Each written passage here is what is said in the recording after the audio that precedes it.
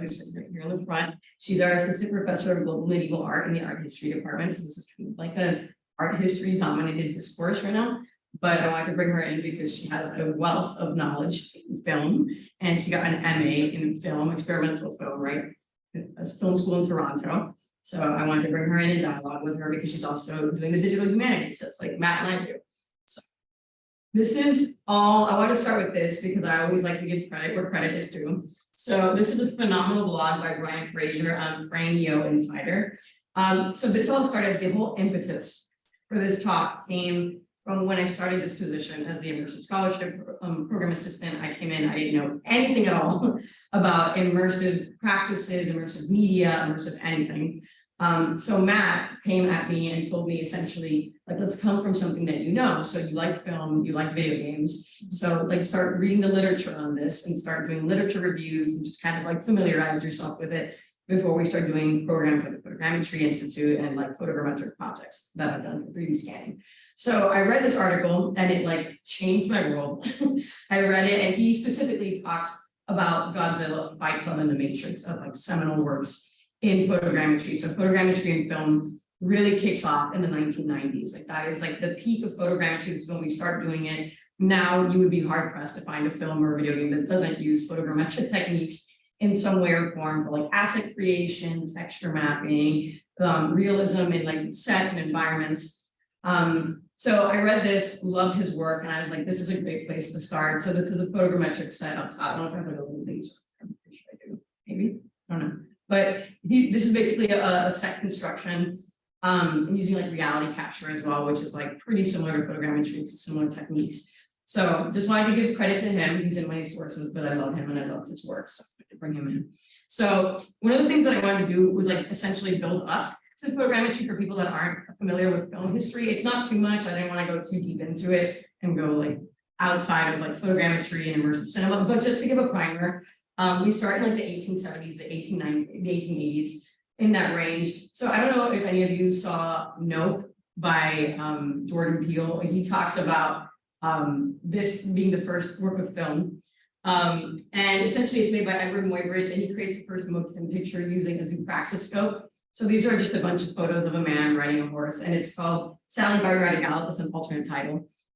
So he's also the first Black man in film, which is phenomenal. But he essentially drew a bunch of photos and he put them on a carousel. And then when he spun them really fast, a zoopraxiscope is basically just a toy, but he put them in this like little carousel, and he realized that when he spun them fast enough, it would simulate motion. So then we got this like motion capture-esque beginnings to film. And then when he presented, this film was presented at Cal Arts, where Thomas Edison got a hold of it, and then he invented the kinetoscope as a result of that. So the kinetoscope, the Edison company creates the first prototype of this kinetoscope, and then tying it back, if any of you have ever played the BioShock games, specifically BioShock Infinite, the kinetoscope is in it. So essentially it's something that you lean into and you look into like these goggles and you can see a film and it's playing. These are usually without audio or without color. This is what we're building up to. The public screenings of like kinetoscope screenings began in 1883. And then they started becoming more globally dispersed. We're doing like moving picture shows, the Pastime Moving Picture Show. And I put this photo here, like an early poster from 1893. And then we start moving into the Vitascope, which is the kinetoscope, is like the later, I guess, the successor to the kinetoscope, which allowed for projection. Because the kinetoscope was only like, it was a single person viewer. You would look in the goggles and it would only just be you. The Vitascope created projection, which allowed multi-person viewing, like the layout that they have here. Wonderful is the Vitascope, pictures life-size, full color, makes a thrilling show. So they started projecting in color, they started having these large screenings, and this is like the first like conception of what we think of as like modern cinema, like going to the movie theater and like watching a movie and being in an audience. So then the first screening ever, like in the modern sense that I was referring to, was by the Lumiere brothers in 1895 in the cinematograph, which is essentially like the Vitascope, and then they just did a full screening. And this was, like I said, the initial beginning of what we are now understanding as modern cinema, like this like group viewing aspect of it coming together, doing the screening. So then the 1900s roll around, and then we have A Visit to the Seaside. So The reason that I wanted to do this, right, was because it was building up of these evolving technologies in cinema. So as we're working up to photogrammetry, remote sensing, 3D is part of this as well, CGI.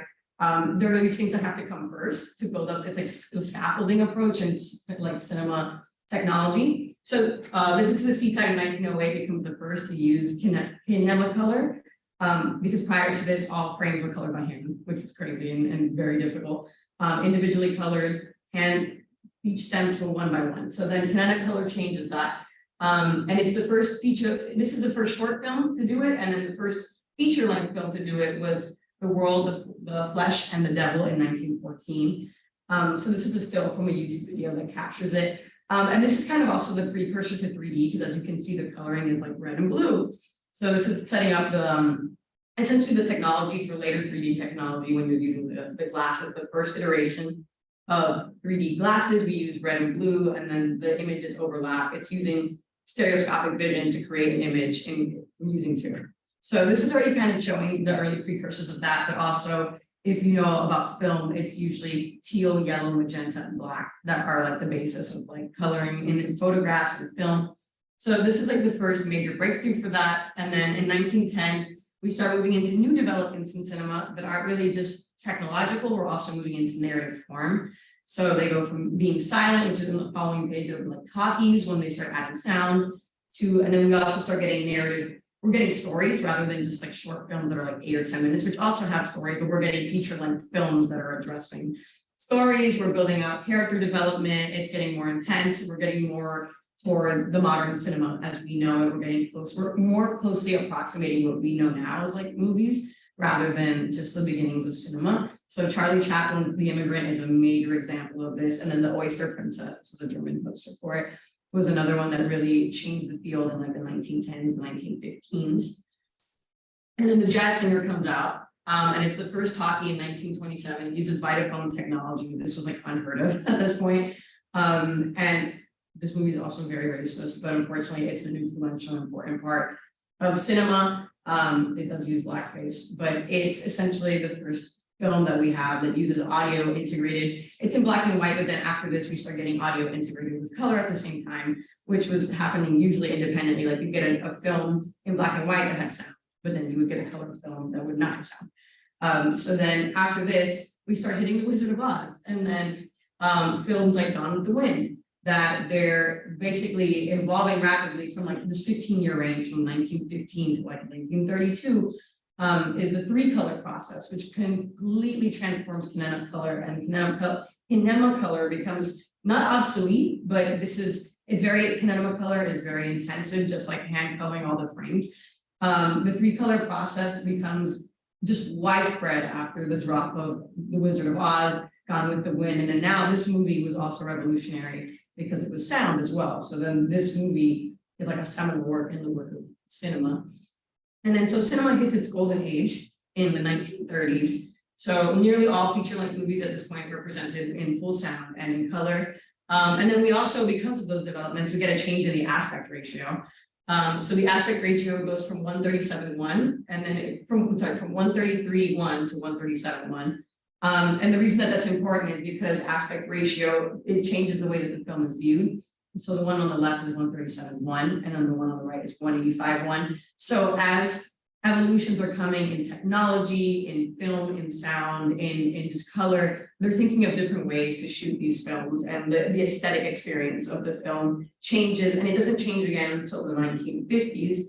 But we really start getting, and now, I mean, if you go to the films now, if you go see a movie, there's like so many aspect ratios. And if you're a filmmaker and you're making a film, there's a plethora of aspect ratios to choose from. There's like more than like 20 something, I believe, different aspect ratios that you can experiment with. But this was like the first time that that formula had been subverted and kind of like changed and played with as the technology in film was evolving. And then we get to 3D, which is essentially my favorite. So 3D, we talk about this a lot in photogrammetry as well through 3D modeling. This is not quite there yet, but we're getting there. We're building up to it. So this was like one of the first. This isn't really the first, but Moana Devil is like, this changed people's lives when they went to see it, because it was like a lion off screen and like 3D experiments of like having a train coming towards you or having a lion coming towards you. Like people had never seen these kinds of technologies before. And it really just changed the way that people viewed films. And one of the things that while I was doing my research is that like 3D technology has really had like an up and down motion. Like 3D was like very popular in the 1950s. Then people got tired of it. It fell off. Then it came back in the 1970s and the 90s, like the 90s like range. And then it kind of became boring again. And then in 2009, we got Avatar. And then everyone was like, this changed my life again. And we've been kind of like, it's like a flux motion where technologies change and wane, and then people kind of get bored of them. And then they like get revolutionized again and they change again. And there's like this like constant up and down motion of technology in cinema. But this is where the real advances start happening in the 1950s. We hit the golden age again of like 3D technology now rather than traditional cinema. And then this is like the highest number of 3D movies starts popping up right here. Like now, after the 1950s and 60s, this becomes like new novel tech that everyone's like, we have to make everything 3D to attract audiences. So Moana was one of the first one. And it was like, it just transformed the way that people saw cinema, and it was like completely new and fresh. So also in the 1950s and 60s, cinematographer Morton Halley creates the Sensorama. So this is like the preliminary VR. Like this is where we get the impetus for VR. So the Sensorama is like this machine, and you sit in it. It's a single viewer machine, but it's 3D, wide vision, motion, color, stereo sound, aromas, wind, and vibrations. So not only is it VR, it's also 3D and 4D at the same time, because it's like a headset, but you're also getting the 4D experience of like smells and sounds and winds. So he also invented the telesphere mask, which I put there, which is a predecessor to the modern VR headset. And that becomes important, especially when we're thinking about photogrammetry. When we make 3D models, people will put on a VR headset and engage with the space. Like Matt has done COSA and like digitizing architectural dig sites. And if you're trying to think about engagement and getting the community in on immersive research and practices, you put on a 3D headset, like a VR headset, like an Oculus, and then you're like in COSA, Italy, you know, and like on the dig site, and you see the artifacts and you can handle them in space and time. So we have the VR preliminary, and then already in the 1950s and 60s, which I didn't know until I was doing research for this presentation, that this was already, these technologies were emerging so early. I thought this was more like a 1980s, 90s sort of thing, but Sensorama comes around and like changes the game again. So then now, in 1973, we hit CGI, which is like now everything that we know and consume is like CGI at this point. But for anyone that's not familiar with CGI, I put this quote from Jacob Straub, who's a content writer for Boards, who is they're essentially like a film production company that helps filmmakers.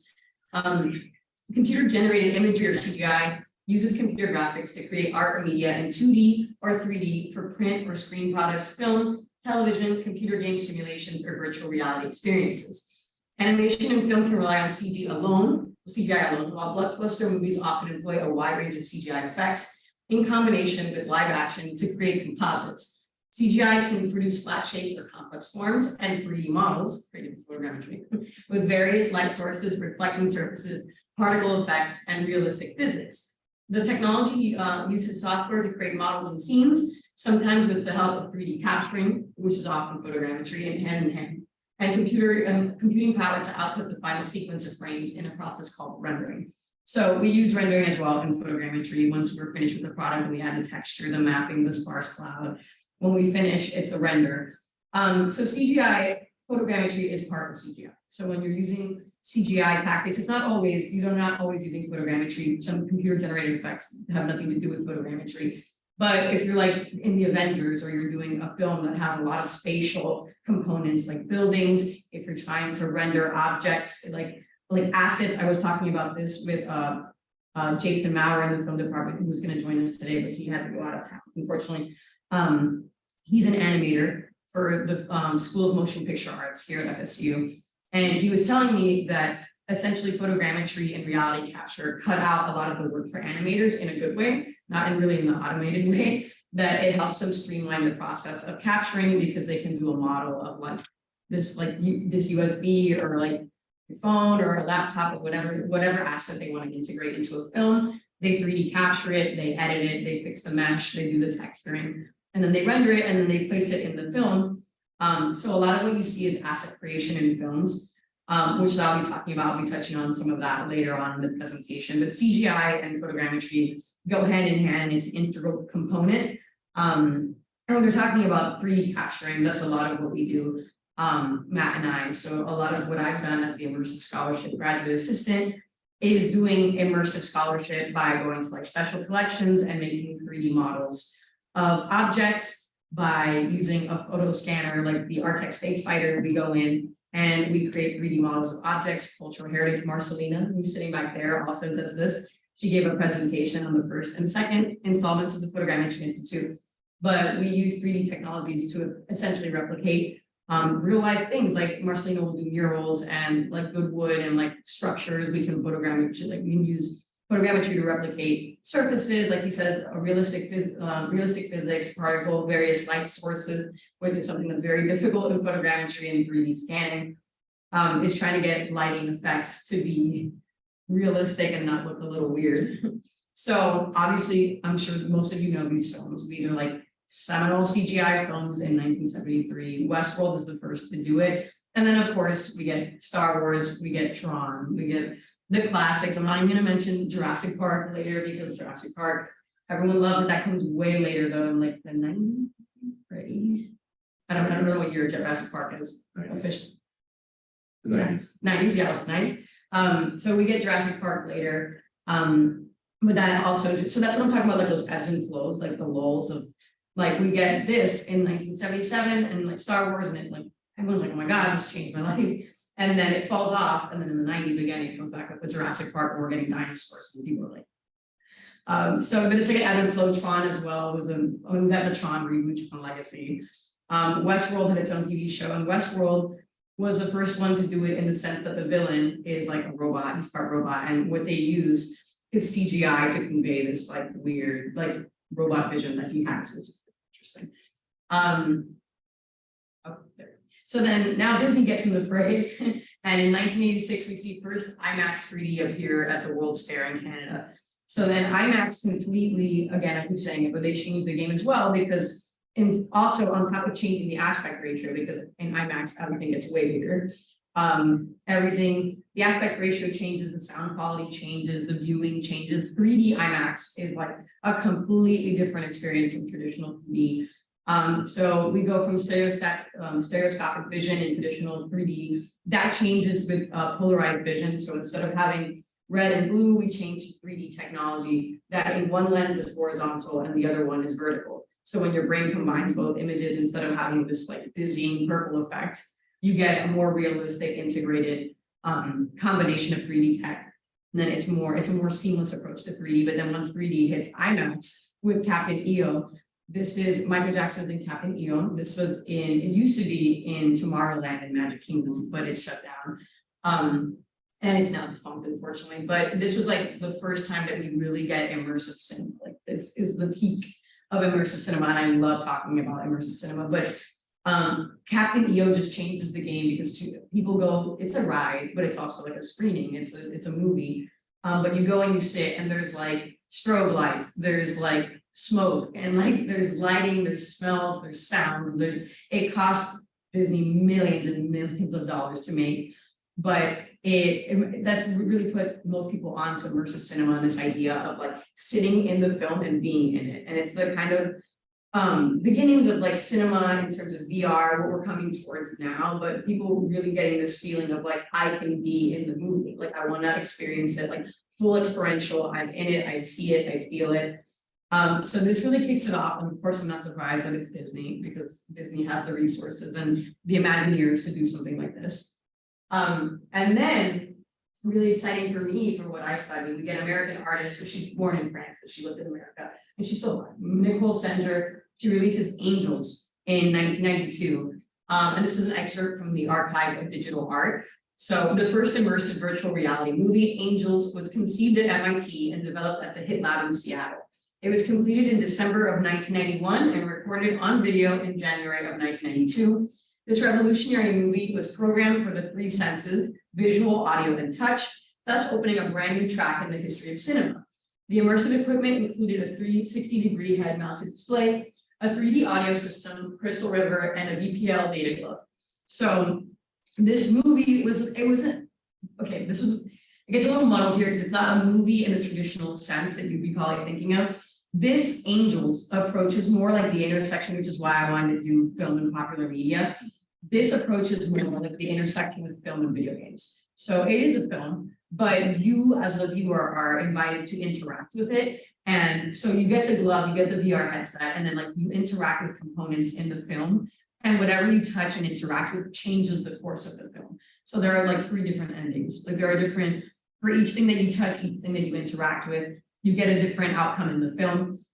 So this is kind of like the beginnings. And what I'll mention later is that there's so much overlap, especially now, between film tech and video game tech. Because now it's like sometimes you can't tell video games from films and vice versa. And there's all this overlap that's happening. So this is kind of like an intersectional approach that I kind of wanted to take, integrating her to love her work as an immersive scholar, but also talking about these approaches to something that really involves the viewer, puts them in the film and allows them to be part of it, interact with it, be in it, rather than just like sitting. They have an active role, and it's not really just passive viewership.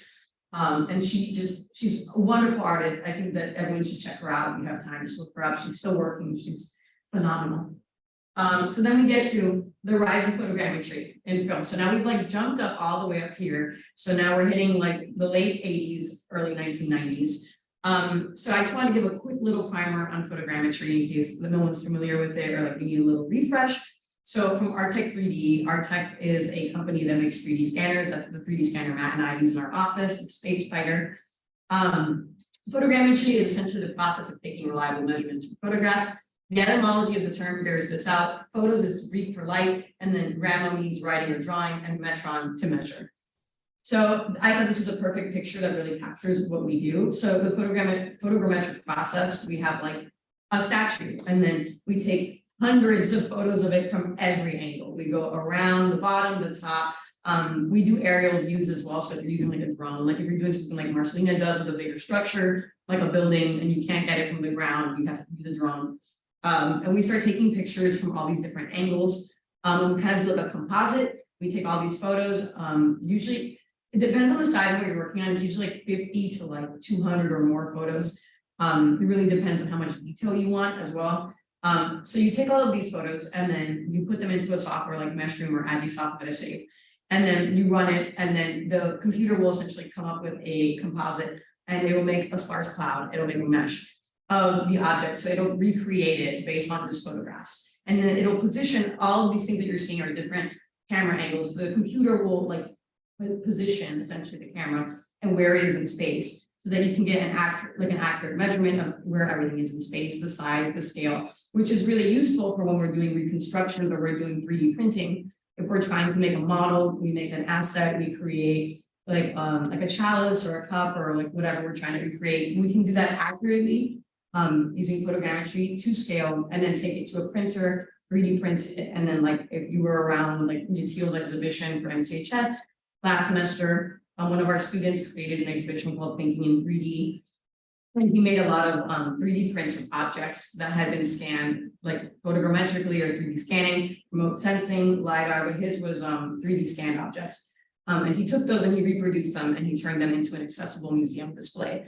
So that's a lot of just like the basis of photogrammetry. I've done some photogrammetric work myself, like I said, with taking pictures. When I started with Matt, I did like little experiments with like little lazy Susan. I would put like a little object, like a little statue or a 3D print, and I would scan it. It's really as simple as like even on your phone. There's a reality software that you can use on your phone. There's a really good app. I can't remember the name of it right now, but I can like mention it to anyone. Like photogrammetry is one of the things that I really enjoy about it is that it's becoming highly accessible. So where it started off like just kind of like a niche, science, it's becoming and like research computing, it's becoming way more accessible to people to have it on their phones or just like take their DSLR camera, because it's really just as simple as that. Like there are programs that are free, like Meshroom, that you can just go in and use it. You don't have to pay for like licensing like Agisoft.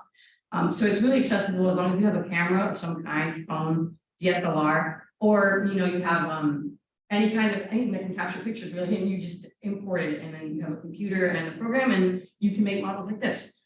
So now we start getting into photogrammetry in film, and I'm using the examples that he brought on In my original, when I gave my credit to the original author, he mentions Godzilla, Fight Club, and The Matrix. And those are really like, I bought those three in as well, because when you're talking about photogrammetry in film, like these knock it out of the park.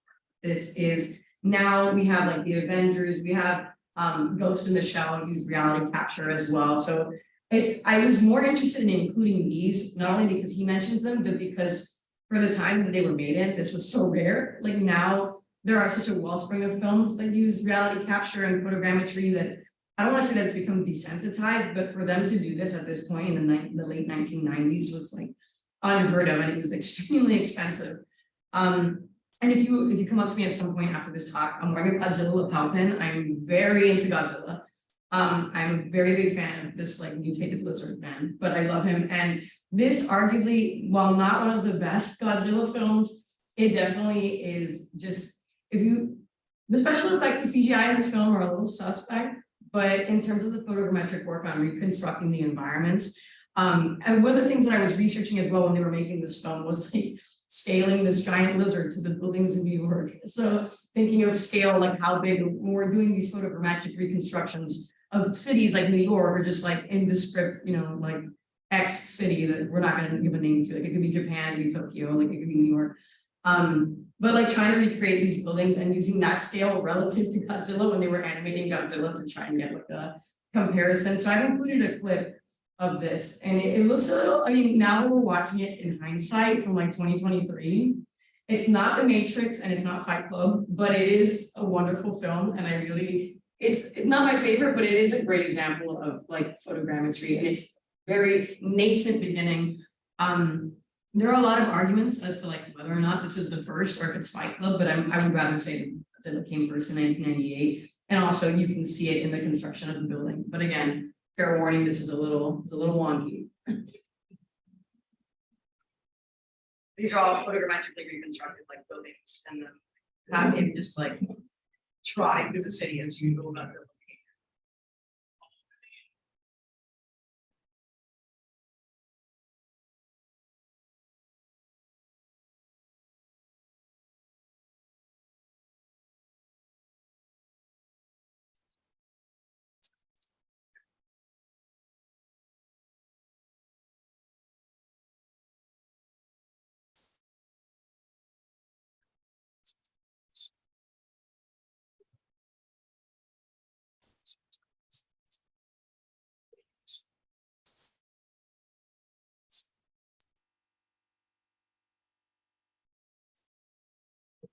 and to destroy the Empire State. Photogrammetry.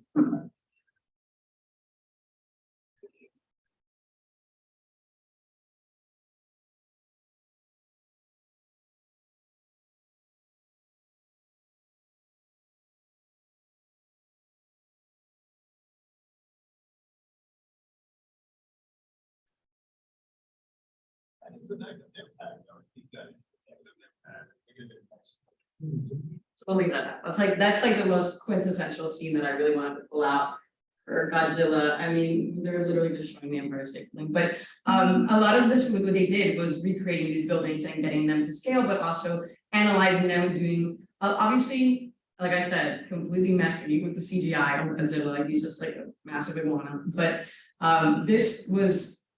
When it came out, I'm sure that audiences were like, "This is great," and now it's like, now that we've seen the new Godzilla movies, like Godzilla versus King Kong, and we're like, okay, now it's changed. But this is like the first instance. I'm going to show you later. So each film has like a different way that they use photogrammetry. So I was interested in including Godzilla because it's like really landscape. So we're focusing on landscape. We're focusing on the built environment and how we can recreate it.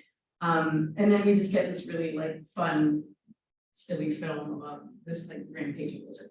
So that's Godzilla. There we go. So then after Godzilla in 1989, we get Fight Club. And like Fight Club is the most ridiculous hodgepodge of just, it's a seminal movie. It's one of the most influential movies in cinematic history.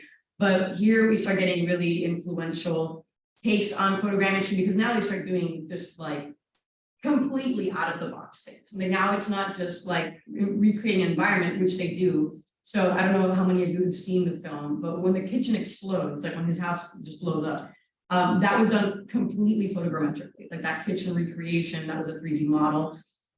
This scene, I'm gonna show it, but there's a lot going on here in terms of like trigger warnings, in terms of like suicide, self-harm, sex, like there's a lot of heavy stuff going on here, so I don't wanna like show it if anyone wants to leave or if anyone, just to give that trigger warning because I don't wanna, it's a heavy scene. But the sex scene is done in photogrammetry. They do the 360 shot of Helena Bonham Carter and Brad Pitt. They're fully clothed in the actual take, but then they obviously come in with CGI. And they edit it, they make changes. The trash cans in this film are CGI as well, but they're like photogrammetric scans. And that was odd to me when I was thinking about it, but when I'm using like my English major brain when I was an undergrad and thinking of like this intersection of like film analysis and thinking of the subject of Fight Club and how so much of this film is about like how Edward Norton's character is like kind of disassociating and like Tyler Durden isn't real, like he is Tyler Durden, he doesn't really know it until the end, he doesn't realize it. And so one of the things that was interesting to me was like there's like this removal from reality. So instead of using like just a real trash can filled with trash, they come in and they photogrammetrically recreate a trash can, and it has like this weird like uncanny valley effect where it's like you can tell that it's a trash can, but it's not like a trash can that they took a picture of and put in the film, or like they actually had it as a prop, which is something that was really interesting to me as well as a digital humanities scholar, is like the analysis of film with these photogrammetric techniques. Like what are these techniques doing? What are the stakes of using these techniques rather than just kind of putting a trash can in the film, which sounds silly, but when I show it, this clip kind of like puts everything together in terms of CGI, face close-ups, the advanced photogrammetry that they had to use. Also, there's an intense shot here when they pan through, he's at the top of the building and they pan through like several floors of buildings, and that's CGI and photogrammetry again as well, but it makes the most impressive visuals for something that was created in 1999. Which is not a slight on the 90s, but it's amazing that with these technologies being where they were, that they were able to produce something that we are doing now in like 2023. So I'm gonna go back to like lowering the lights because that's so you can see it, because this one's kind of a dark.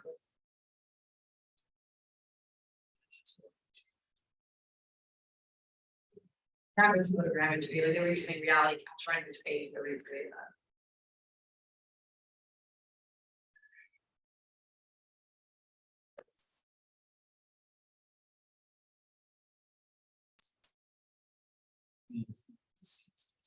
That's impressive.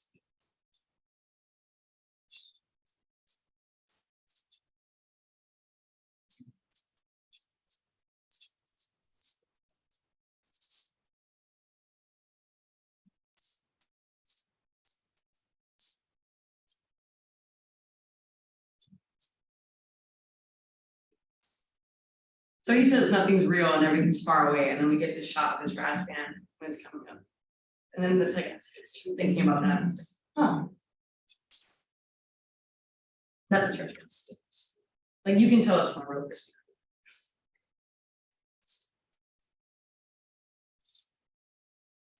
And then of course here's the sex scene, which is like, I don't know why they were like, let's take it all the way around, but this technology similar shows up in the Matrix as well with the infamous bullet dog scene. It's a round camera, and I'll show the back behind the scenes like layout of all the cameras. So that's Fight Club, right? Now we're thinking about it in the sense of like this detachment from reality. Like photogrammetry is really good at capturing things and making them look like borderline real. Like in some films you can't tell that the asset isn't actually like this case or whatever, or like this model, like it just looks that real, especially with all the strides that we've made. So this is like I said, that uncanny valley effect where it's real, but it's like there's something off about it, which is like the entire movie, that like Tyler Durden is real, but there's something off about the whole, something about like Edward Norton's like unreliable narration as like the main protagonist of the film. And I think that the use of photogrammetry here really like fits syncretically with the film itself. Like it was a good narrative use of photogrammetry is what I'm trying to say. Like they thought this through really well, and this was a good, it really builds out the story is what I'm trying to say of the film. And then Of course, we get into the classic. This is before I skip to the Matrix. So this is the kitchen scene that I was talking about. So this is David Fincher, who is the director, Kevin Hogg, who is the special effects, and then the VFX company VUF Buffer. They used photogrammetry to create photorealistic 3D models of the kitchen that was used in the explosions. So the first one is like a behind the scenes-esque shot. So that the one on the bottom is what appears in the film, which literally looks like a real kitchen, like it as if they were just like directing in somebody's kitchen. But they created this because they wanted to have a 3D model of the kitchen that they could just use again and again and again and like rotate from different angles, different explosions, different kinds of like, how could they experiment with the scene? What was going to make it look the best? What was going to make it look realistic? And they made a model of the kitchen and they just kind of were like tinkering with it until they figured out what they wanted to do with the scene. But stuff like this is actually quite easy. Like you could make a scan like this by just going to your kitchen and like, again, like I said, with your phone, making a scan, and then you could make a scan, a composite of like your whole room, your whole space. So they use that technique here to make that out and to build out the narrative of the film. So then we get to like my favorite Keanu Reeves. Like in 1999, we come out with The Matrix, and the Wachowskis, they just completely changed cinema. This still, I mean, you know, a film was iconic when like 23 like years later, you're still referencing it. The Matrix becomes one of the most influential films in cinematic history for technological feats, both in the technical and the narrative, because the narrative of this film, one of the reasons that I was so keen to put this in here as well, when you're talking about immersive scholarship, is that he's literally living immersive stuff. He's immersed in this world that's not real, but he's living everything in the Matrix. For those of you who have or haven't seen the Matrix, it's basically he just finds out that he's in the Matrix. So everything is a simulation, essentially. They're living in a simulation. And what the film has to say in 1999 about robots and AI, essentially, and artificial intelligence is like beyond, like we're already getting into these conflicts with AI now that we're thinking about in terms of ethics, in terms of human life, in terms of artistic production. So the Matrix goes just completely out of, like, they just predicted the future, essentially. Not that we're in a Matrix, but they, the technical feats and accomplishments of this film are just beyond. So we have Keanu Reeves and he's playing Neo. And a lot of the photogrammetry in this film was, again, for environmental reconstructions, but then we get this iconic bullet shot, and which becomes just like a cornerstone, a touchstone of like cinema. And like this gets referenced so many times to the point of just becoming like obsoleted. The Wachowskis were just like, we're not going to do this anymore because it's just been overdone. But that technology was essentially photogrammetry, but not quite. So in the next slide, I have the Matrix camera rig. So what they do is time slice photography. And time slice photography is essentially they put it on a rail and it's all of these different cameras. And all of these cameras go off at once. And they capture movement just like one by one by one. So like you have like that slow motion effect, but you're also capturing movement. Which is essentially pretty much the same thing that happens in photogrammetry, although not all the cameras are going off at one time. They're not on a track. They could be, because the track, if you're doing photogrammetry, the track will like stabilize your photos instead of like freehanding it. So if you have it on a track and you're going around, that's essentially the same kind of technology that we're using. Time slice photography, kind of the same as photogrammetry in that, like, I'm gonna off order because I don't know if you can see it, it's green, but like Neo, Keanu Reeves is laying right there on top of it. And all the cameras are, so he like bends back onto the cube, and then they're taking all these shots from around him, and then they're essentially slowing them down. But I wanted to show this behind the scenes camera rig because when we're doing photogrammetry, if I could be shown at every instance that I'm taking a photo, it would look like that. So that was really just, this is like peak cinema, because I love The Matrix. So then moving into photogrammetry and popular media, Call of Duty Modern Warfare comes out. And this is, they're not in any particular order. Star Wars Battlefront, which is also in here in 2015, is really the one that like takes photogrammetry and video games to like the next level. But we have Call of Duty Modern Warfare. We use it to it's like doing recreation of the environment again. A lot of what we're talking about in photogrammetry always comes back to the environment because it's one of the most difficult things to recreate. At least I think. I'm not an animator, but in terms of like capturing the way that light filters through leaves and like trees and rocks and just creating a natural environment like this is borderline photorealistic, if not photorealistic. Like this is something that only photogrammetry would allow you to do unless you had a phenomenal editor and like animator that can really get every single detail. So this is Call of Duty Modern Warfare, the one from 2019, because there are like 5 versions. And then I bought this one in for Matt, but he had to step out. This is Forza. Matt's super into racing, but Matt loves the game as well.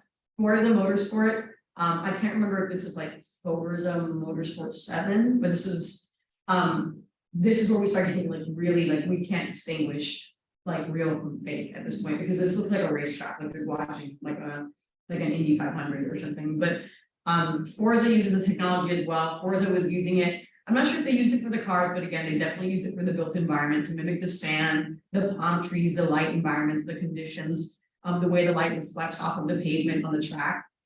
And then I had this one, which is PUBG, which is it's a video game. This PlayerUnknown's Battlegrounds, they use PUBG to create this map. And I'm going to show a little, it's like an 8-minute video, but I'm not going to show the whole thing. When they made this map, they were thinking of like, how can we make it as realistic as possible? And the reason that I included this clip was because you can see the animators and the special effects team in the video game, like really putting it together and like working on it on the computer, and you see the process. So that was really what I was like, I wanted everyone to see, especially if you're not familiar with photogrammetry.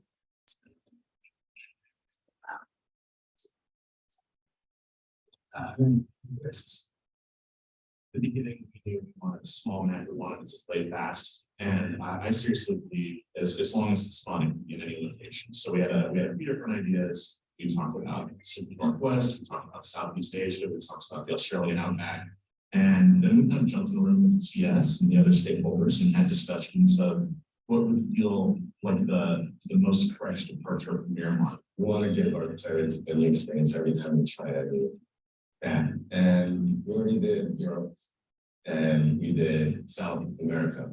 So I guess the natural process was to continue and pick a spot that we haven't touched before. That's all photogrammetry. So you go from these hot sands of Mexico right into this like lush, like the lush environment of grass, each rock. So there they are working.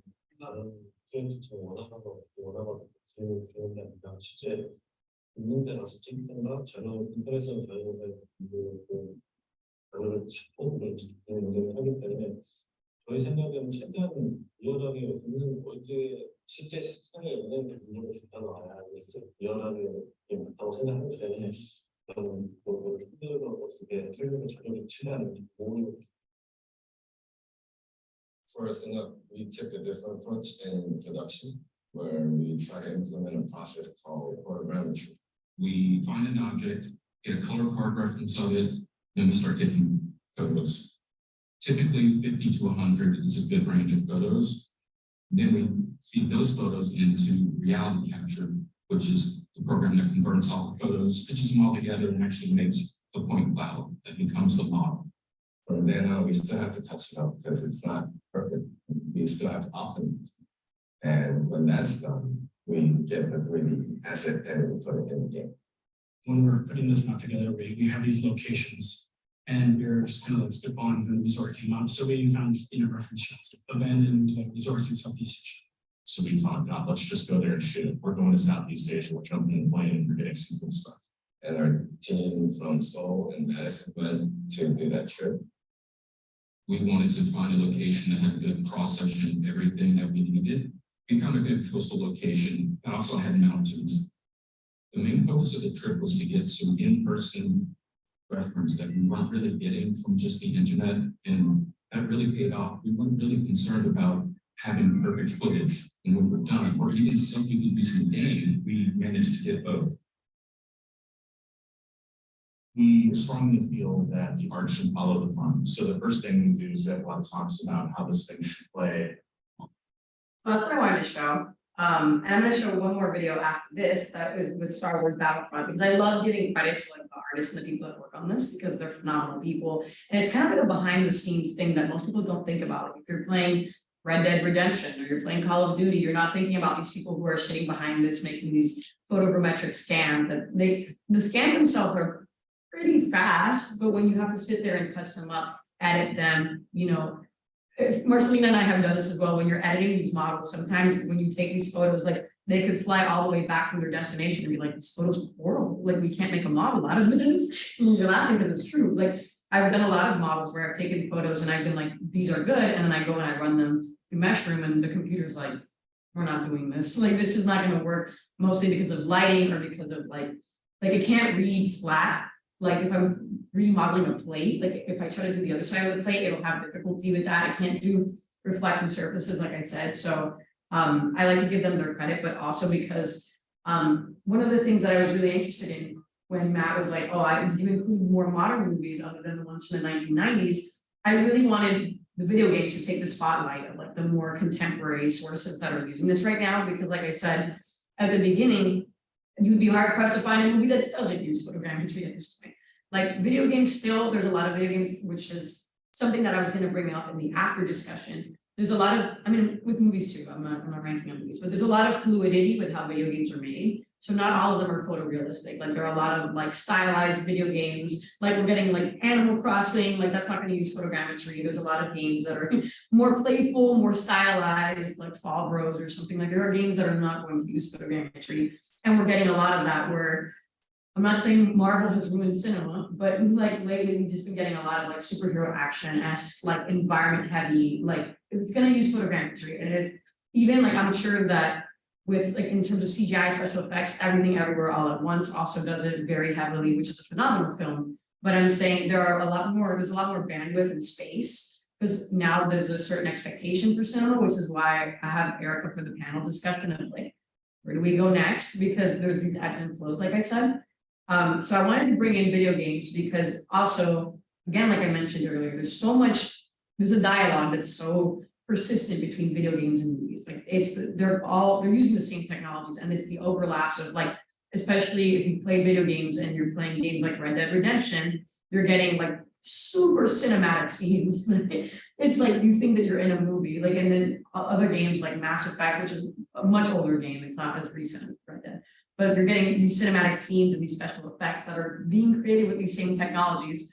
So I really wanted film to take the first half of this presentation with the earlier and like now evolving technologies and really get into video games as popular media. Because I don't really feel like there's really that much of an academic discussion surrounding video games just yet. But we're probably moving towards it. And then this is Battlefront, this is Star Wars Battlefront, which is, if you played this game, I did. The one setback about using photogrammetry and making things that are this photorealistic is that your frame rate is like, I gotta go. Like when you're trying to run this on a PlayStation 4 or a computer even, that's not like a gaming computer, your frame rate is gonna be abysmal because there's so much rendering, there's so much detail, there's so much like the processing power necessary to run a game like this is massive. So, but I wanted you to see these people that worked on Battlefront talk about it from the dev side, and their use of photogrammetry to create these, I mean, just marvelous environments for Star Wars. And also, before I go into that, as a Star Wars fan myself, a lot of the photogrammetry that they did in this game was based on the real objects from Lucasfilm, so the real props. So they went to Lucasfilm, I believe in California, and they went to the studio essentially, and they took all the lightsabers, all the masks, all the everything, the stormtrooper outfits. They took whatever they could get and they made scans of it, so that when you play the game, it's like it's exactly like a movie. Peggy 16.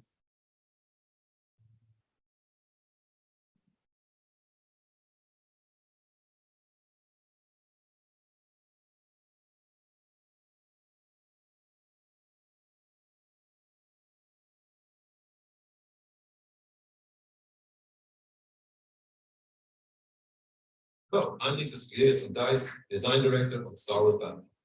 Whether it's fighting alongside friends from Hoth, piloting a TIE fighter hype on Tatooine, or fighting rebel scum with Darth Vader, Star Wars Battlefront will immerse you in the epic Star Wars battles always dreamed of and create new heroic moments of your own.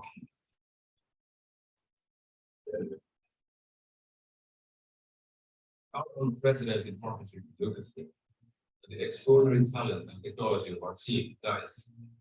Our vision is to deliver what we consider the most authentic and realistic Star Wars universe ever created for a vision. The team at Lucas really opened up the vault. We visited their famous Star Wars archives, as well as the real locations where the films were shot. Thanks to photogrammetry technology, and powerful crossbar imaging, we're able to deliver players amazing digital replicas of the original Star Wars movie movies, with a lifelike authenticity never before seen. From the lush forests of Endor all the way down to stormtrooper helmets and rebel blasters, level of detail we're able to achieve is simply stunning. What you see is only half the experience. We also visited Skywalker Summit, where audio team got access to the original movie sound effects. When players pick up a lightsaber or step into an X-Wing in Star Wars Battlefront, we want them to experience that same childlike sense of wonder we all felt when we saw the movie for the first time. From epic 40-player multiplayer matches to fighting side by side with a friend by a split screen in a car, Star Wars Battlefront will let you live out, create your own Star Wars Battlefronts. Be sure to check back for more Star Wars Battlefront Dev Diaries exclusively. And remember to pre-order Star Wars Battlefront, and on December 1st, be among the first players to experience the Battle of Jakku, the pivotal moment when the New Republic confronted key Imperial holdouts on a remote desert planet in the Outer Rim. For the team here at DICE, the opportunity to bring this experience to fans is a dream come true. We hope to see you on the Battlefront when the game comes out. May the Force be with you always.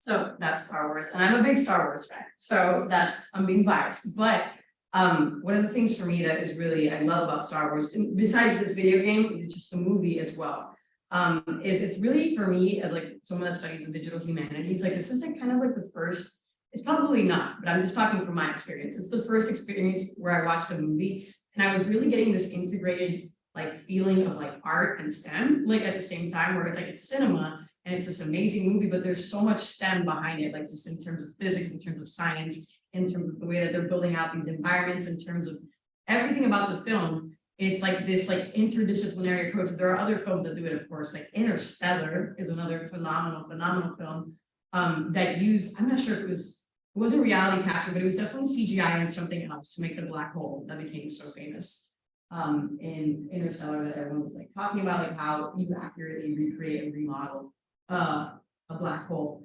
So Star Wars, I love it. I'm a huge fan. So I wanted to integrate it into this because the video game too is a testament to this intersection of technology and art, because it's a work of art, but it's also using photogrammetric technology, reality capture. It's using so much, and it's just a work of art. So I was very happy to include it here in the discussion. And then my works cited, of course. So this is the end of my presentation. I have all my little slides here if you guys want to go through my works cited at any point, like resources. I'm going to share these slides with Matt. And then this is the QR code for the next event and our website in case you want to check out anything else that we're doing. Matt and I, our next event, will continue on this thread of like digital media and immersive scholarship and photogrammetry in the arts. We're going to be doing a panel discussion centered around approaches to 3D technology and dance and the visual arts. There's a lot of phenomenal artists like Trey Buscarian and Keith Roberson and Daniel Smith, Tiffany Reiner, and Lucas Van Hollen. They're in other departments like dance and the iHub, but they're all working in these phenomenal intersections of technology and art, and they're really doing a lot of really great research on this. So I'll be doing a panel discussion with them next Friday. I'll be sitting in with them and asking them questions, interviewing them. So that's going to be a lot of fun. So I'm not sure if you want to do a little like intermission before Eric and I do a little panel discussion at the front, if you want to take a break. I've been going at this for like an hour. So if you have any questions as well, like I'm happy to answer questions, but I guess we can take like a little 5-minute break and then we'll like come back to Eric and I and do like a little panel discussion.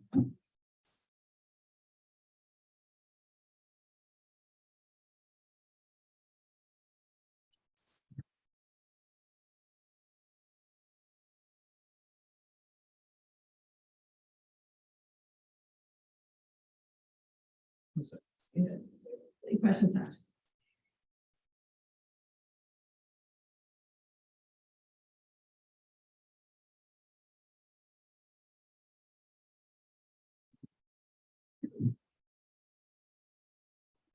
I know.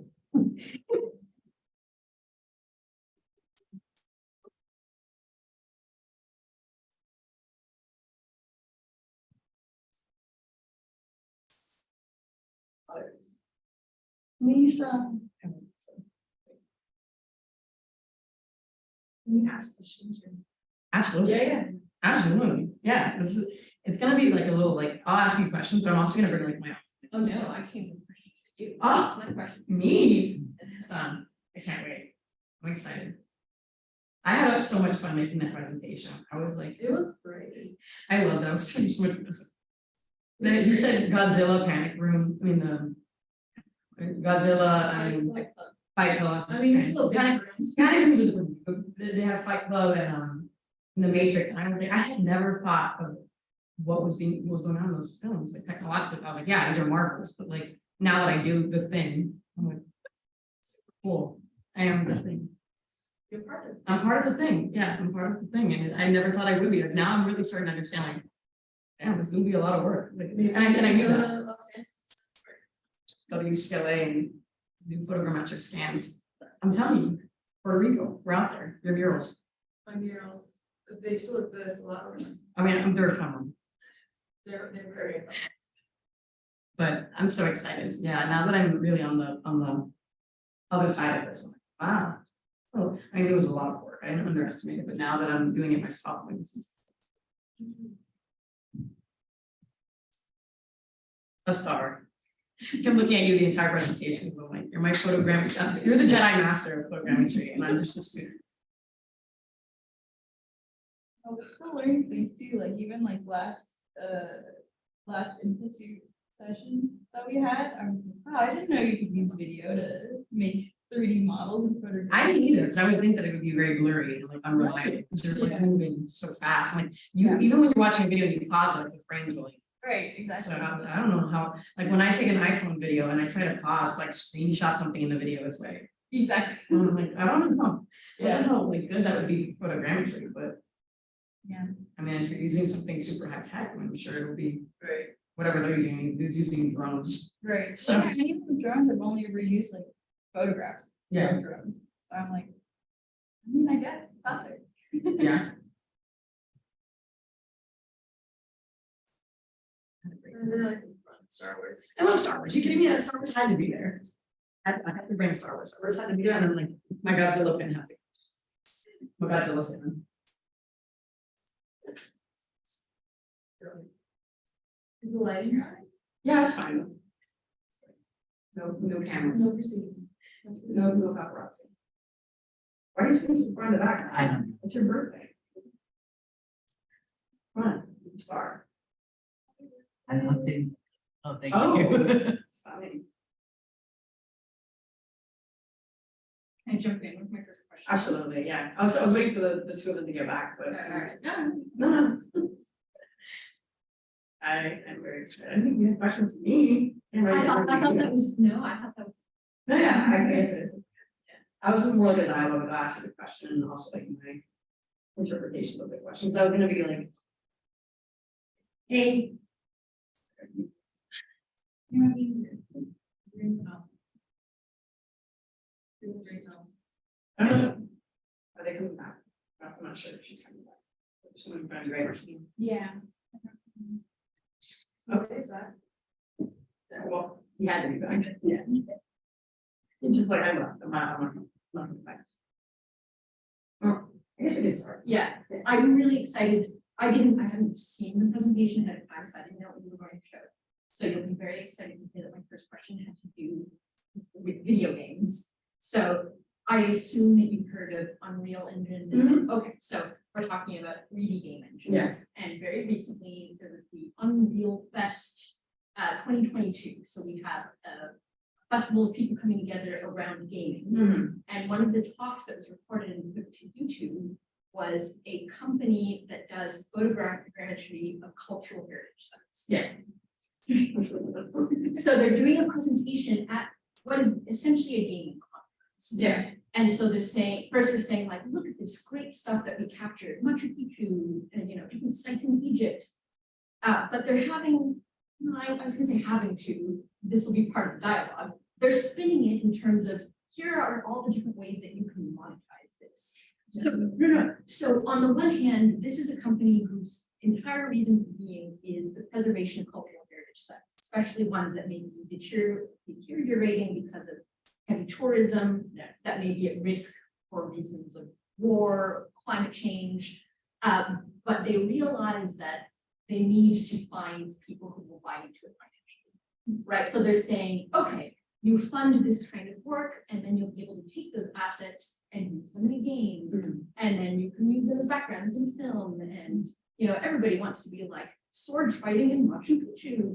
So I guess my question for you is, where do you see the good and the bad of the fact that so much of this innovation is coming from big, Disney, big game companies. On the one hand, you were saying, oh, it's becoming so much more accessible. So that's true. On the other hand, so much of the money is still the money, the innovation, the talent is on the corporate side. So how do you see that balance? Yeah, I think it's more like a necessary evil. I don't like to say that about corporations, but for me, I mean, I'm just gonna be transparent here. Like the Artec space fighter that Matt and I use is $35,000. Yeah. So but we had to get that through grants and like funding, it's not by any means anything that's cheap. Like it's not something that is democratic or accessible. And had I not been the immersive graduate student, I don't think I would have ever touched this. Yeah. It would have never, I mean, you can do photogrammetry on your phone, like I said, and that's democratized and that's accessible. And that part of that is because these corporations are putting so much money into this and so much visibility is coming to it, that people are like, hey, that's really cool. I want to learn how to do that, but I can't afford a $60,000 scanner or whatever. I don't have, I mean, DSLRs are also pretty cost prohibitive. I'm not gonna lie. Like buying was like $500, $600 for like a pretty standard DSLR, which is pretty cost prohibitive. So I'm not a fan of corporations because that's just how I am. I don't like Disney, and I'm like Amazon probably also is using these technologies. Yeah. And the digitization, I mean, we already see that so much in the beginning of studies, like the monetization of like stolen artifacts. And, like, Yeah. it's already a thing that happens. I don't know necessarily how I feel about it, also because there's talking about video games as well, like Unreal Engine Fest. There's like this weird shift of like some museums are trying to make people that are not really into museums care about museums, in the sense that like we're doing like we can build a museum in Fortnite, like we can put a museum or a concert in Fortnite, and then people go virtually to this concert in Fortnite or like PUBG or whatever. You go to like any kind of like open world experience, and then you go on this immersive experience, and there's like museums and like there's all these different kinds of approaches to these technologies.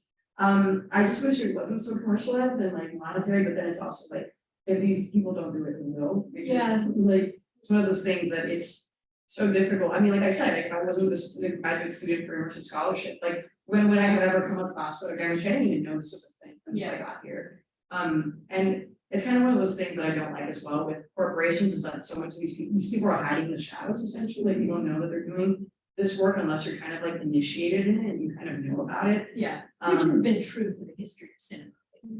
No, completely. So that was a lot of it for me as well. It's like you have to make people care somehow, and I don't like the monetary angle of it, but then so many people, that's why Matt and I were trying to do more toxicness and like try to boost engagement and get more people to come, and why we're recording it and disseminating it. Yeah. Is trying to spread this knowledge and to give it more democracy, to have more people reach it, to people that aren't in art history or museum and cultural affairs or like research computing, like people like my boyfriend Jose, he's a paramedic, coming out here and running all these things and being like, this is really cool. But also photogrammetry can probably be used in like paramedicine, and I'm sure they do. Yeah. So, but I'm sure that they probably use it for like casts and like recreations of like people's like arms and stuff. Like you could probably do some kind of scan of somebody, it's like case in point, like 3D printing limbs. Like people do that a lot already, like making a scan of somebody's arm, hand, making a cast of it, 3D printing it, especially also with like dogs and like animals, they make like little wheelchairs for them with like 3D printing. Yeah. And a lot of that's photogrammetry. So I'm glad that it was part of a casual exchange, but you mentioned the ephemeral nature of the murals that Estefania studies. That was one thing that I was thinking while watching the Unreal Fest video. Is it's very easy to come to a group and say like Machu Picchu, don't you want to put it in your game? It's a lot harder to say like ephemeral muralism in Puerto Rico. Don't you want to put it in your game? But also, do we want to put it in the game? Like it becomes a little bit funny when the only things that we capture are the ones that have that existing recognizable. Right, yeah. Yeah, Yeah, I mean, that's part of the problem as well, as like, how do we break down those barriers to recognizability, like, how do we democratize like that, like what Stephanie is doing for her PhD and her research, like, how do we get more people to know about these ephemeral murals in Puerto Rico yeah. that may or may not be gone within like a month, if that, of installation, because it's like newspaper, right? Or, They last like yellow for pages. years, Yeah. but because of hurricanes, earthquakes, and colonialism. Yeah, Yeah. but I love the idea of photogrammetry in that kind of setting, because it's art meant to be experienced as a space, right? And so photographs will never capture it in the same way. Yeah, Marcelina, sorry to put you on the spot, what was the project that you did with Dr. Carrasco for the mural? So that was his documenting digital course, and for that we were to take I think we were doing Nazca artwork, and then the other one was just like anything else. And so we decided to do the FSU mural on Tennessee Street. But like I think without knowing the cultural significance of it, which took a lot out of the experience, but like I guess like coming to these things where I can connect with people that have more of the like why is this significant in terms of placing it can enhance that experience. Yeah, so one of the things that I also think about with photogrammetry, you mentioned it briefly, is like people destroying these sites inadvertently or on purpose. So like doing photogrammetric reconstructions of sites that are sensitive and like some kind of VR Oculus experience to go visit the site and like be with it in a way and like be immersed in it without going and like destroying it, because people are like, I'm all the pyramids and Yeah, I destroying always, things. as an art historian, I have very mixed feelings on this, on exactly what you just said, because, so I work on medieval manuscripts and they are increasingly digitized. Yeah.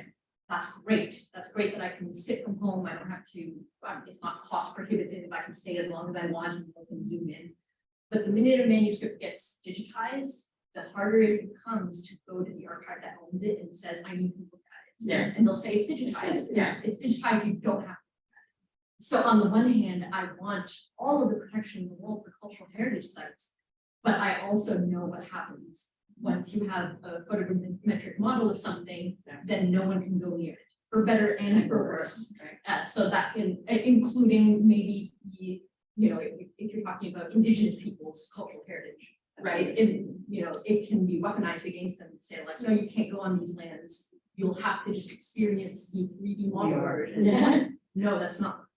Yeah. Yeah. We also get into these territories thinking like my art historical brain photogrammetry now that I'm doing well, that I'm in digital humanities and art history, and they don't historically mesh very well. Like there can be, there's potential for it, but we get into these like conversations, at least with the Teal and CHS exhibition, like essence, like the real object. Yeah. It's not the real object. Like, yeah, it's you could do a recreation of I what it's called, the Elgin marbles. Like you could photogrammetrically scan and 3D print them and put them there and in the park and the you could, not to use the colonial name. So you scan them, the Parthenon marbles, you 3D print them, you make them literally the same, identical. And then you repatriate them, but they're like, no, but that's not the real thing. That's not, the essence is lost. It's lost its aura. The aura of the work of art is now like diminished because now we lost them. Yeah. Now it's like, it's not the same. Yeah. It's like, well, no, that's kind of ridiculous, because what is the purpose of this? Like, Yeah. what are we doing this for? Like, why do we have these? That's just something that I think about when I was at least for Teal, when he was making like these arrowheads and he was making these like vases and all these recreations. It's like, how do we get people to enjoy this? Because they're like, well, yeah, it's cool, like you 3D printed it, but it's not a real thing. So sometimes I wonder though, if that's just a matter of time. Yeah. I was thinking about this when you brought up the uncanny valley of these films, right? And in a way, the Matrix and Fight Club are perfect for a technology that's not quite there yet, because you can spin it as part of the narrative. Yeah. Oh, these are films about simulation or like a mixed reality. Yeah.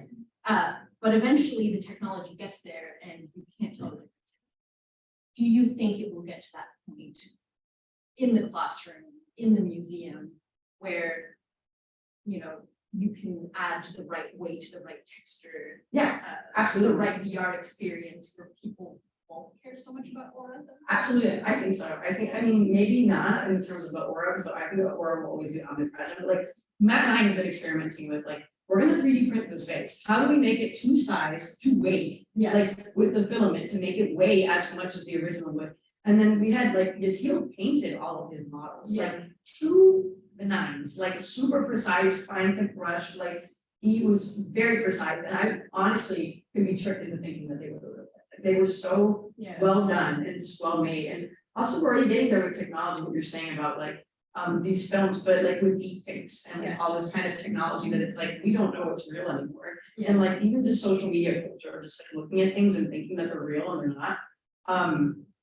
We could take, there's a lot of ways that we could take that, I think. I don't know if that will ever reach into the physical experience, because people will still be like, well, you can't really tell, oh, Marceline, you gonna say Oh, no, something? no, it's okay. No, no, go ahead. But so I know at least from my work in Paleo West, which is a private archaeology firm, is that like they're doing reconstruction from 3D models, to kind of, I guess, not necessarily replicate it, but to make it more of the real thing. So there are like reconstructions in clay, like 3D printing clay, Yeah. and then like they're doing like CNC milling, so they can create like statues and structures out of foam, and then casting that and then making it out of like or I guess recreating like statues and fountains and stuff. So then it is like more of the real thing, but it's in a way, I guess, reconstructing what we have to then say like, okay, this is something you can play with. And I think another example of that is oh my gosh, the Chauvet Cave in France, Mhm. where they and it's the first one that has like cave paintings in it. Oh, yeah, you can walk through that. Yeah, so you can walk through it because they made a 3D model of it and replicated it all in a like nearby cave, so you can go through that and walk through it, and then also the 3D model online. So like a bunch of different things where like it's already there, Yeah. which is crazy. Yeah. In terms of reconstruction. Yeah, to answer that as well, before the Great Flood of Treasure, I was working on a project with special collections, and they have cuneiform tablets Yeah. that they use for instruction. And they were like, we obviously can't let students touch these, so they wanted Matt and I to go and create like 3D prints of the cuneiform, but Marty Fielding in the MFA program has like a clay printer. It's a 3D printer, but the filament is clay.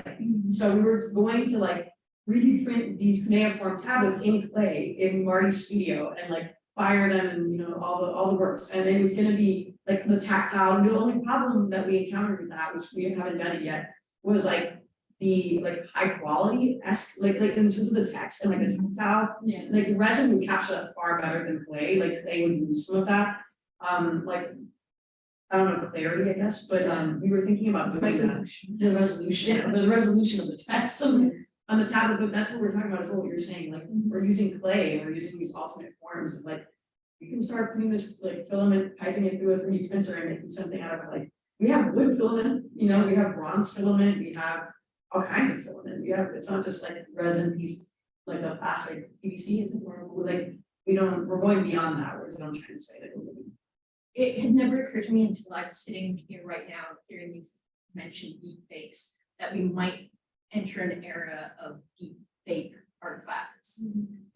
Like truly perfectly replicated artifacts. Yeah, Yeah. probably, and especially now, especially more museums are moving for like VR exhibitions Yeah. and like virtual digital exhibitions and thinking about like, I mean, during COVID was like a huge thing that this like took off, like digitizing exhibition, digitizing objects, Yeah. and democratizing too. So a lot of what we do in DRS is like super important to us, like open source. So Yeah. we're obsessed with open source for the win. But like making these accessible to everybody for like fair use, like CCBY 2.0 or whatever, like making it, you can use it without licensing, like you just get attribution, but you don't have to go through like, you're not gonna get sued if you use this. Yeah. But thinking about that and how we integrate that into scholarship, which is a lot of what Matt has been doing as well, is like doing digital publications. And like Marcelina writes a paper on this mural, and then she wants to integrate the mural into the paper. She can do that with digital and like doing all these like, all this scholarship is happening where it's like digital 3D models in text, like embedded in text. But moving towards like digital exhibition, digital programming, VR, and like now like museums too, in terms of not just accessibility, but education. You can't like pick something up and touch it at a museum. That's like, no, we don't do that here. But when you have these kinds of like tactile immersive, like you can really change that, especially for people with disabilities as well as the accessibility. Yeah, I'll pick up on that because you mentioned COVID, online exhibitions, accessibility. So one of the things I've noticed, you showed all of these kind of breakthrough technologies and you were saying like, this is a game changer, like people were so excited, the line came out of the screen, Yeah. they lost their shit. Yeah. Right? What I've been observing, and maybe people will tell me, no, that's not the case, is, now they do have things like, the 4D film, and you can pay a fortune basically to have them like take your seed and spray you with smells. And I find that in fact, people are like, but it's stupid gimmick. Like people do not want that. Yeah.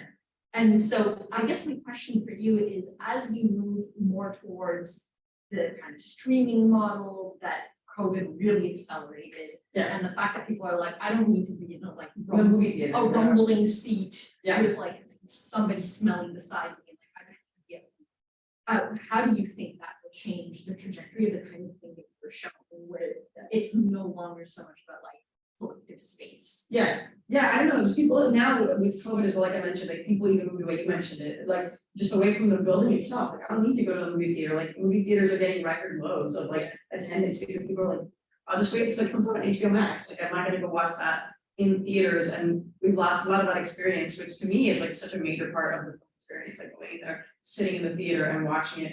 But I think the next big wave is like, I'm almost certain I'm like seeing the future of just like Oculus and like with Meta, Yeah. Facebook Meta. Yeah. Like, this is gonna be the next wave, will be like, movie theaters in the traditional like brick and mortar building are obsolete now. You watch a movie in your house with a headset on, you're in the movie, like you're immersed in it with Meta, with all these kinds of like, you're in it. There's another program, I can't remember what it's called, it's not Meta, but it's another immersive, like you're in there and people like are like, I want to live in there, like, Yeah. and it becomes better than your actual life in the real world. It's like the Matrix.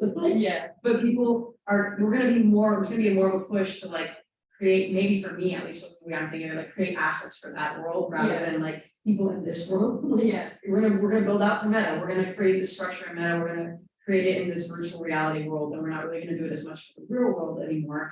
It's gonna go more towards building that. Cause I was gonna ask you that as well as a filmmaker, like what do you see are the next steps for film, because I think for me at least, in my personal experience, it was so good that I bought it. I went out and got like a tangible DVD of like everything everywhere all at once. Yeah. Love that movie, but that movie was also non-conventional in the sense that it wasn't, and they weren't experts, like the like all the special effects, like they would just watch videos on YouTube and then just like made through like experimentally tinkering with all these different, there's that scene where her like life flashes before her eyes and it's like 150 frames of like different shots of her like doing Yeah. millions of things. And I think that's kind of like the next wave of film, but I really think that we're gonna, like I was talking about, it keeps coming back to my presentation, like the ebbs and flows of like, Yeah. this is schlocky, this is boring, It's it's the the gap, it's like, yeah. yeah, who cares about 4D, like I'm not gonna pay $25 for my seat to go like you're saying, like the rumbling, or like Yeah. they're gonna like blow wind at me, or I'm gonna get sprayed with water while I'm watching, like no one really Yeah. cares for that anymore, and as a matter of fact, I actually thought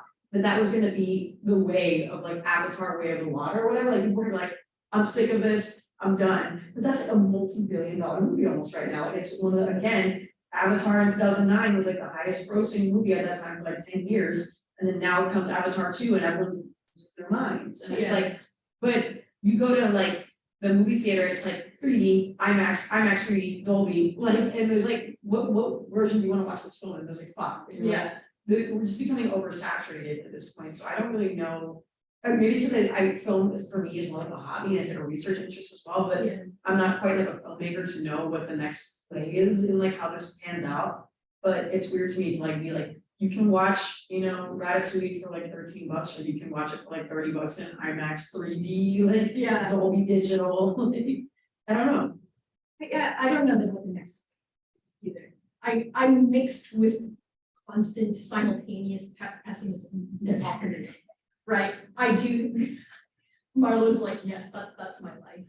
No, right? So on the one hand, I think you're right. We're going to be moving into online immersive environments. Yeah. And where my optimism is I do think we'll be moving towards free sharing of assets, open access, a reduction in costs, right?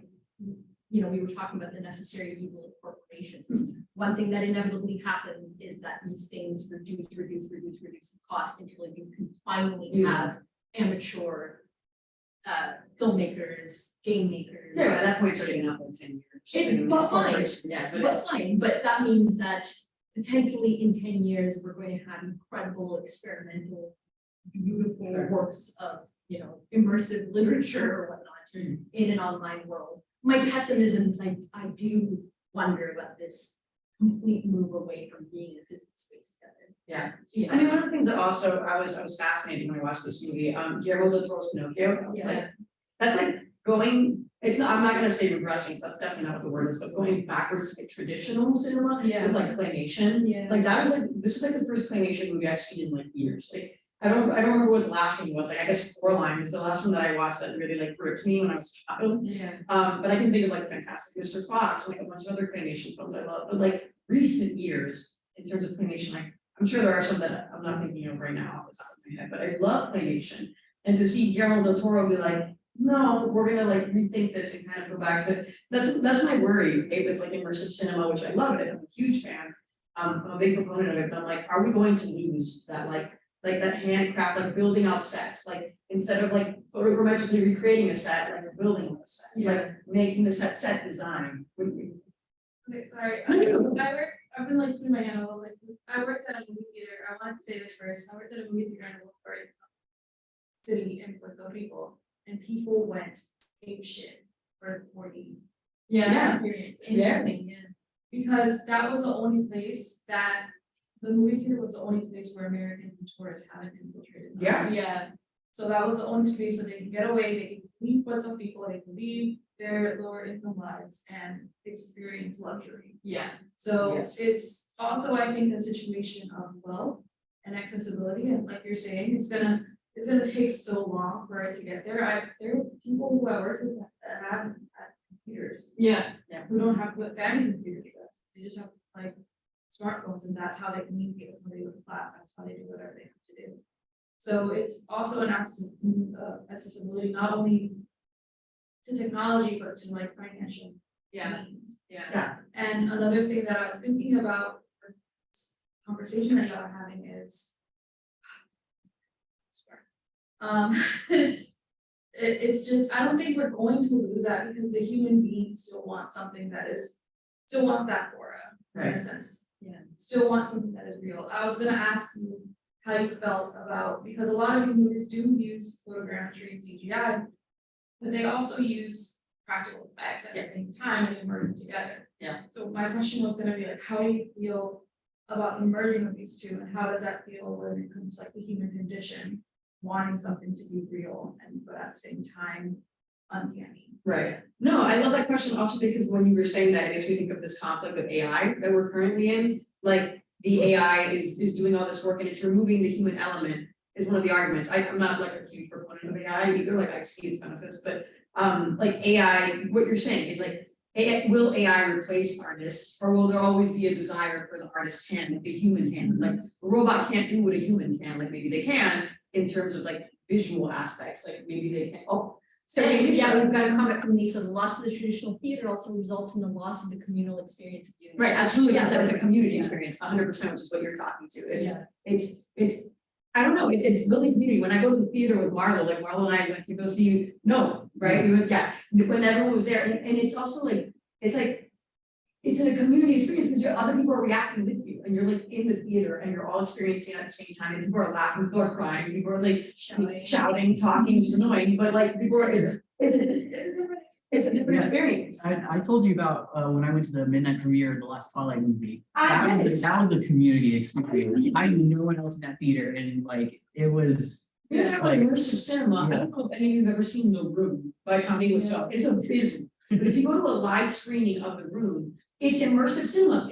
Every time they say spoon, you go spoons, and you throw spoons, like plastic spoons at the TV, like the screen. This is classical Rocky Horror. Yeah, it's Rocky, literally that. Yeah, it's Rocky Horror. It's like you throw spoons and like you're like, I did not hit her. It's not true. It's bullshit. Like you just copied the screen. Like people get so into it, and it's a performance, and it's like people love The Room and they love these immersive experiences. But what Lisa's talking about and what you're talking about is this community, like togetherness. You know what, I think we've hit on the head here.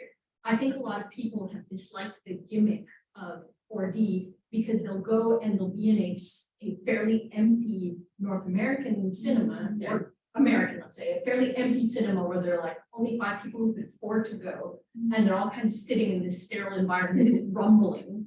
And it doesn't matter that you're all in the same space, it does not feel like a community. No, not at all. So in fact, what we need is a kind of better combination of what you're saying, of sort of like hooting and hollering and laughing. And that is part of the immersive experience. It's not enough just to be like, Yeah, there you go. It's water. It's like screamy, fussy, going thing. I love it. But when you use immersive cinema, you're like a VR headset, right? To go into a movie, you're not gonna get that. Like, that's, yes, what? It's like when you go to Universal Studios, that you want to ride. And it shows you like Men in Black, for instance, and you have all the Yeah. stuff in there. They also show you like the movie. No, literally, that's what, like a Ratatouille ride. When you showed that clip from Godzilla, when they showed like the POV of like the helicopter going through the buildings, I'm like, this is one of those rides. I mean, yeah, this is- it was exactly what I was checking. Yeah, this is literally, so the Spider-Man ride in Universal Islands of Adventure, like, this is what that is. You wanna see some more scene where you? I was like, that's literally what that is. It's like that, like, ooh, chasing a lizard around the city, but it's like, all the rides use that technology as well. Yeah. Yes. Yeah. Yes, absolutely, yes. Yeah. Yeah, we used to come through with the comments.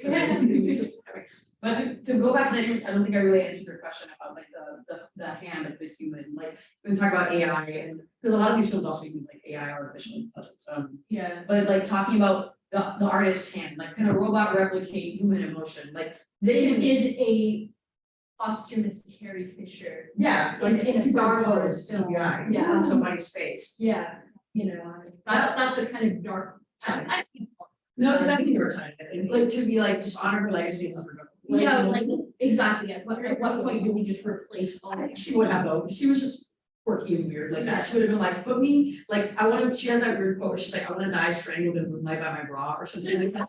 I think she would have found it like hilarious to be like, just like a someone like her face put onto someone else's, and they're like, you know, and they did that for Paul, what is his name, from the Fast and Furious movies.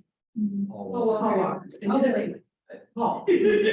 Paul Walker, sorry, his last name, Fast and Furious. When he died, they superimposed him at the end of Fast and Furious 7 or something, or 8.